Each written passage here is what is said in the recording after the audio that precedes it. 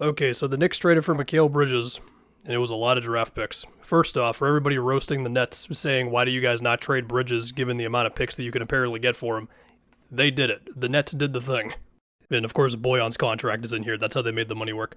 So for the Nets, before we mostly talk about the Knicks in this one, I mean, the Nets are now in a much better position to go into a rebuild than they were before. I mean, they've got the Suns picks, they've got Knicks picks, and they also just did some finagling with the Rockets here to where they were able to acquire their 2025 pick back. Now, it's funny that Mikal Bridges was moving and the Rockets were involved in some way, but he didn't end up in Houston. And Woj just said something about Kevin Durant and the Rockets want him, but well, as of right now, he's still on Phoenix. Okay, so to form the Villanova Knicks, the Knicks are trading 25, 27, 29, 31, all unprotected. The 25 Bucks pick, which is top 4 protected, excuse me. Before I talk about how Mikal Bridges is a very good player and how he can, probably fit in really well with the Knicks and, what this means for OG and everything, like, okay, that is a lot of draft picks, man. And so for the Knicks, I mean, they do still have both of their picks for this year, unless I don't know how to read, but I'm pretty sure there's no 2024 pick moving in this. So they have their pick and they have Dallas's pick, which are back-to-back 24-25. They do still own some protections on a Pistons pick that gets a little more generous over some time. However, the Pistons are not good, as we all know, so there's a solid chance that they may never get that pick. It eventually becomes a second rounder in like 2027.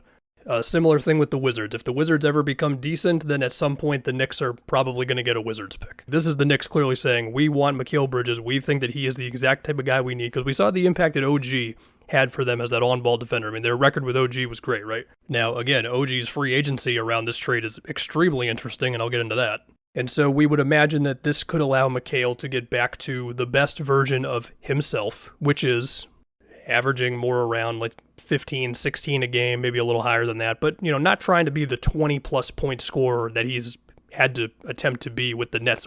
I mean, he ended this previous season at 19.5 points a game on 56 true shooting, and you compare that to the Phoenix Mikal, where he's like super efficient, great cutter. Obviously, the shooting is really good. And then with this, you also assume that he can go back to putting like a little more energy into defense. I mean, as we remember, he was all defense first team in 2022. Like, yeah, that's just the better version of Mikal Bridges. So, we imagine we can see that for this Knicks team again. Now, again, they gave up a lot of draft picks in order to get that guy. And, I mean, Brunson, DiVincenzo, Mikal Bridges. I mean, I know Josh Hart was playing 48 minutes a game for them for a lot of those playoffs, but, like, Randall is still on the roster. We cannot forget about Julius Randle. And then, there's been a little bit of Mitch noise, but, Ihart is, of course, probably taken that starting center spot at this point. However, Ihart is also about to be a free agent similar to OG. I mean, what ends up happening with those two contracts in relation to them just picking up Mikal, like, that's a big deal for the Knicks, man, because we know how massive those two are for them. I mean, that's certainly a team, no doubt about it. And the next thing I think about is OG and his contract situation, where I'm seeing Woj say that they are still determined to keep OG in free agency. I mean, I will just say that it is very interesting that a team hoping to re-sign OG Anunoby traded many, many draft picks for Mikal Bridges, knowing also what that does to potentially complicate an Ihart contract.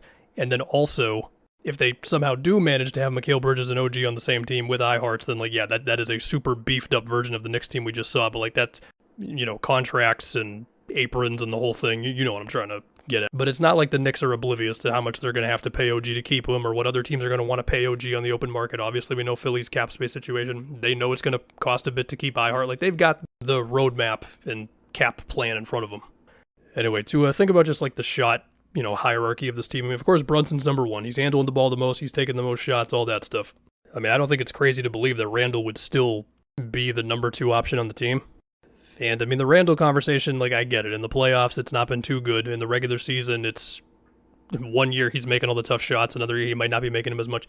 And I know that during the playoffs and a little bit after the playoffs, too, I did see some takes of people being like, does this make Randall expendable, the playoff run and all that stuff? I get it. They had a very fun playoff run with Randall out for the whole thing. I also think that dudes who get buckets have value to basketball teams. After they traded for OG, Randall and OG, in the 14 games they played together, in the 350 minutes they played together, had a net rating of positive 24. Now, again, OG broke pretty much all the lineup numbers with the Knicks because he was just that positively impactful for them. The point being is I would not just count out the idea of Randall still being a massive piece for this team where you still need his shot creation. You need that tough shot making, even if, yes, in the playoffs it has not been as good. Because, and this is just for me, and if I'm crazy, then okay, I'm crazy on this one. I don't think Mikal Bridges' destiny for the Knicks is to be like the 20-point guy he was with the Nets. I think it's more so, very efficient 16-a-game guy, catch and shoots, catch and drives, cuts, more energy into defense, all that stuff. Combine that with DiVincenzo, who was one of the best shooters in the league this season, regular season and playoffs. I mean, it was over 40% on 8 threes a game for both, including some stretches there where it was like insane, like double-digit consistently 3-point attempts. Josh Hart being a maniac, attacking the glass, screening for Brunson. It's certainly a team, no doubt about it, and we will see what happens in free agency, but that is a lot of draft picks, man. I mean, that's a lot of picks. There's no other way to slice it. Anyway, my reaction about a little over an hour after it's happened, do I think that the Knicks are now like on the level of the Celtics? Excuse me, the NBA champion Boston Celtics? No, I think the Celtics are still better. But of course, I'm a biased Celtics fan, and there is a world in which maybe KP's health is like really a question moving forward with this weird injury he's got, and I mean, Horford's going to be a year older. Even if, clearly the fountain of youth is working for Al Horford. But to go off of what Woj said, he said they're still determined to keep OG. OG and Mikal Bridges is about as good of a defensive wing combo as you could ask for, especially assuming that, again, Mikal can really get back to Phoenix Mikal. So we will just see if they can re-sign at least OG, potentially Hart, I don't know.